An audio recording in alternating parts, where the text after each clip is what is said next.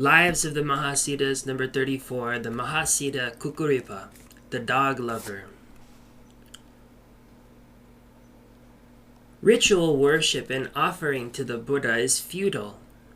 Where conscious effort and striving are present, the Buddha is absent. Peak experience of the real Guru's grace lies within the fortunate man, but can he see it? A Brahmin of Kapalivatsu, Kukkuripa placed his trust in the Tantra to solve the problems of existence. He chose the path of renunciation, adopting the lifestyle of a yogin. Just beginning his itinerant career, slowly begging his way to Lumbini, he discovered a starving bitch, female dog, of course. The dog inspired him to pity, and he carried her to Lumbini. After a thorough search, he finally found an empty cave there, and with the dog he took up residence. He would leave her behind the cave while he went out begging. After 12 years of continuous practice of mantra, he attained magical power, prescience, and divine insight, and the gods of the 33 sensual heavens invited him to their paradise. He accepted their invitation and set out on a ceaseless round of self-indulgent feasting and pleasure provided by the gods. Meanwhile, the dog fended for herself in the cave, rooting around for whatever she could find to sustain life, but she was not forgotten. Even while the yogin feasted on the gods' offerings, he told them of his dog, saying that he must return to guard her.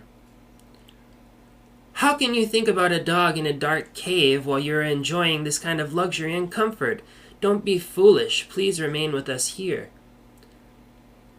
This kind of divine remark persuaded the yogin to postpone his return.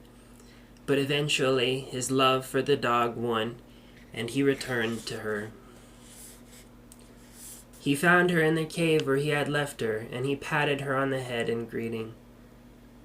At that moment, the bitch, the female dog, became a dakini, and the dakini spoke to him like this. Well done, you have proved your worth. You have overcome temptation, returning to receive supreme power.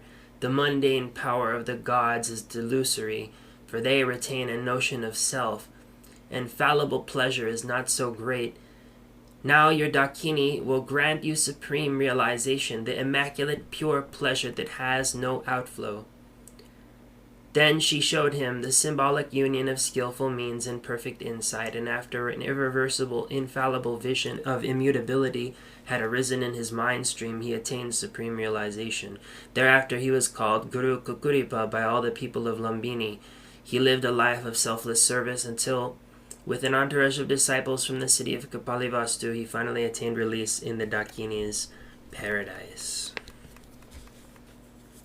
Commentary. To perceive the full significance of Kukkuripa's association with his dog, it is necessary to remember that in India, the dog is considered an extremely lowly form of life, unclean to the extent that a Brahmin will never touch one, and Kukkuripa was born a Brahmin. In Taranath's narrative of Kukkuripa's story, the dog is a metaphor, and also in our legend there is some ambiguity.